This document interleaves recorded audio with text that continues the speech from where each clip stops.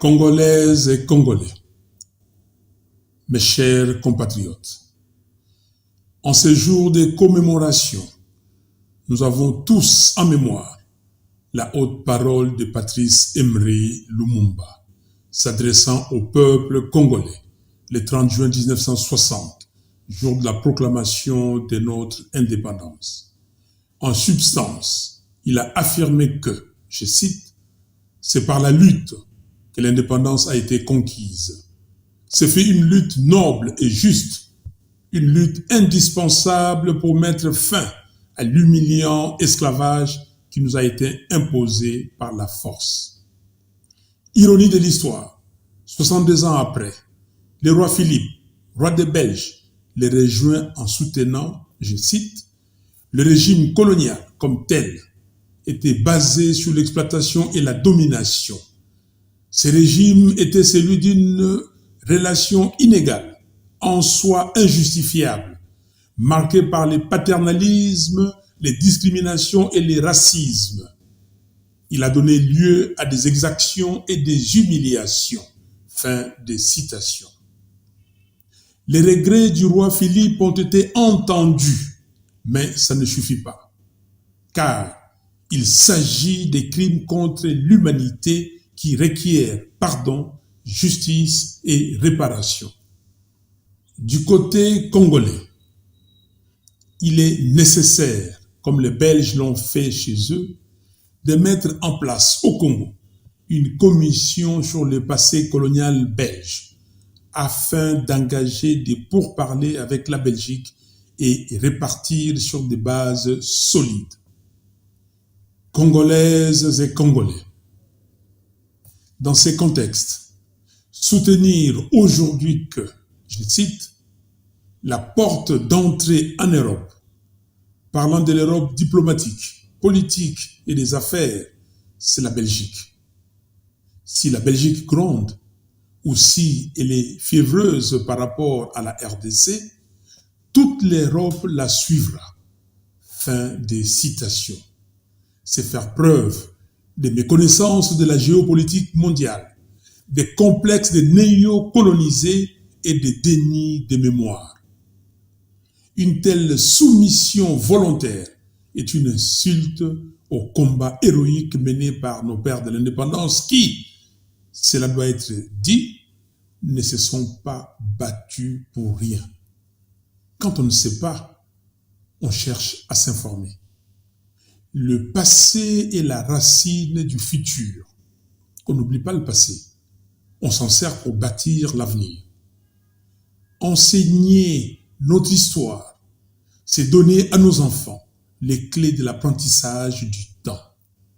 Tous les Congolais doivent connaître l'histoire de l'esclavage, celle de la colonisation, les cheminements de Simon Kimbangu, tout de la lutte héroïque et douloureuse pour l'indépendance, les soubresauts de la Première et de la Deuxième République, les drames liés à la guerre d'agression de la RDC par le Rwanda, l'Ouganda et le Burundi. On doit enseigner à nos enfants comment les Congos, fidèles aux traditions ancestrales, a accueilli les Rwandais et les Ougandais contraints à l'exil parce que fuyant les guerres interethniques dans leurs pays respectifs. On doit aussi leur enseigner les circonstances de la naissance de la Troisième République, ainsi que tant d'autres faits qui ont émaillé l'histoire de notre pays. Congolaises et Congolais, 62 ans après l'indépendance, la RDC patauge dans un catastrophique surplace existentiel. Elle est devenue la risée du monde et sa voix ne pèse plus sur le chiquier régional et international. Depuis un quart de siècle, maintenant, ces institutions sont illégitimes, infiltrées et affaiblies.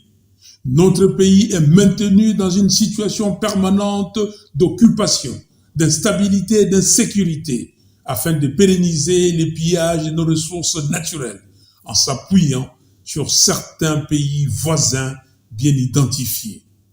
En effet, ce n'est plus un secret que toutes les guerres imposées aux Congolais depuis 1996 sont des guerres fomentées par le Rwanda et l'Ouganda. Et le peuple congolais paye un lourd tribut pour avoir offert son hospitalité à des voisins fuyant la guerre interethnique chez eux. Cet état de choses est malheureusement facilité par la complicité de certains compatriotes. C'est ainsi que, par les biais d'élections truquées qui étouffent la libre expression de la volonté du peuple, le prédateur de nos richesses, des connivences avec leurs complices congolais, empêche l'émergence d'un leadership légitime et patriotique. L'agression dont nous sommes victimes actuellement nous interpelle et avec nous toutes les consciences du monde. Nous devons rester unis derrière nos forces armées et ne pas céder aux intimidations et aux provocations de tout genre.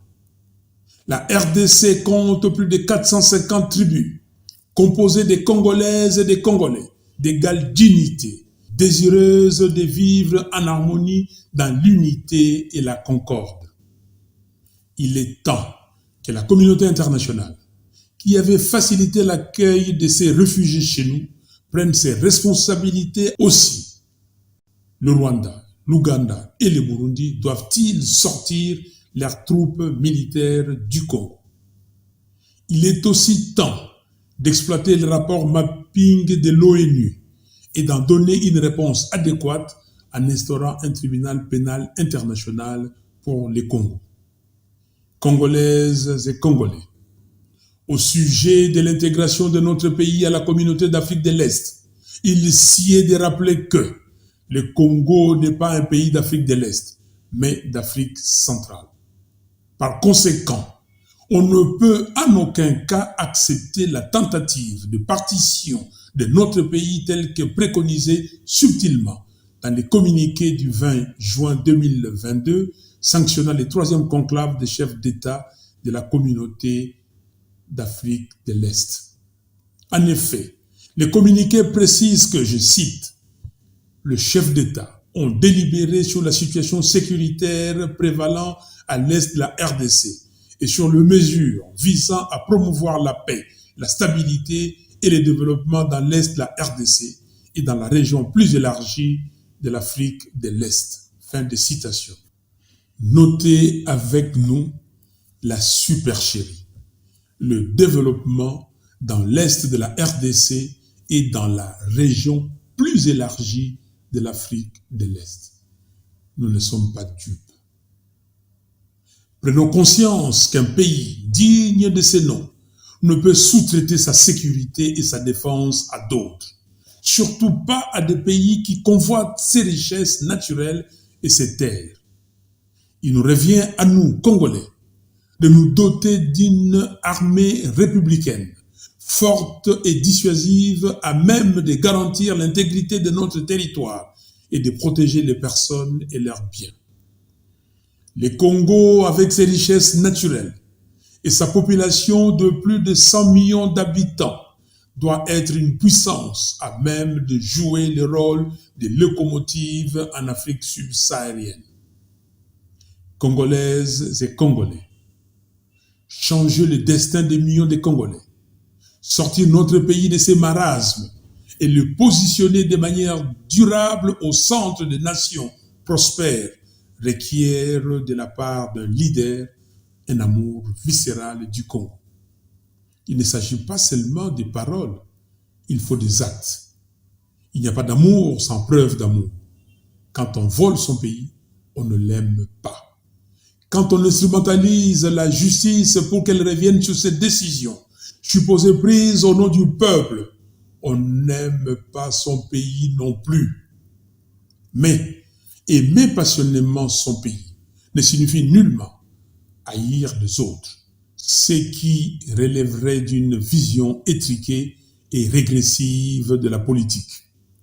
Le respect scrupuleux de la souveraineté et le bien-être de mes concitoyens sont une exigence de mon engagement politique. Cela ne signifie pas le rejet de l'autre, ni un appel à la vie en autarcie. Les nations sont contraintes à dialoguer dans le respect de l'égalité dans les relations internationales et de la dignité de chaque peuple. Congolaises et Congolais, nous voici à 18 mois des élections générales de 2023. Ces élections doivent avoir lieu dans les délais prescrits dans la Constitution. Pas de glissement possible. Par conséquent, pour que les élections soient impartiales, transparentes et apaisées, la Cour constitutionnelle, les conseils d'État, la CENI, la loi électorale, la loi sur l'identification et l'enrôlement des électeurs, ainsi que le calendrier électoral doivent faire l'objet d'un large consensus entre les parties prenantes. J'exhorte les élites congolaises à se remémorer les combats de nos pères de l'indépendance pour leur emboîter le pas. Rejoignez les jeunes des mouvements citoyens et les jeunes artistes engagés dans les combats pour la démocratisation et la libération de notre pays. Nous n'avons pas le droit, en effet, de laisser à nos enfants et petits-enfants un pays vulnérable. Sauvons le pays en danger. La nation, socle de l'unité et base du vivre ensemble. La République unie et indivisible. Et la citoyenneté comme participation volontaire à la construction responsable de notre destin commun sont des conquêtes de chaque instant. Elles se consolident dans l'épreuve et dans la durée. Face à la tentation du pire, il est urgent que les Congolaises et les Congolais s'unissent autour de leur bien le plus précieux, la nation et la République. Plus que jamais, un devoir de vigilance s'impose et nous devons nous battre pour sacraliser notre unité et remettre la cohésion nationale au cœur de notre projet social.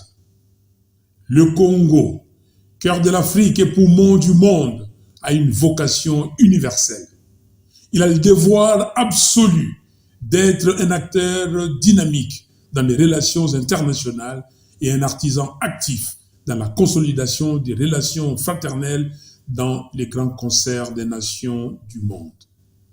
Grand pays d'accueil, doté d'une longue et solide tradition d'hospitalité, le Congo est une nation ouverte aux autres, soucieuse de la paix et de la fraternité universelle, gardienne jalouse des traditions ancestrales africaines. Dans la grande enceinte du monde sans frontières, qui marche au rythme des défis et enjeux globalisés, la présence de la République démocratique du Congo s'y articulera significativement autour de son potentiel politique, économique, social, diplomatique et culturel. 62 ans après les rêves brisés de Patrice Emery Lumumba, la situation de notre pays est de plus catastrophique. Seul un engagement sérieux de tous les Congolais à l'idéal que Lumumba a proclamé le 30 juin 1960 est capable de renverser qualitativement l'ordre des choses et nous permettre de dresser nos fronts longtemps courbés. Nous rendons hommage à notre héros national. Que Dieu vous bénisse, que Dieu bénisse la RDC. Je vous remercie.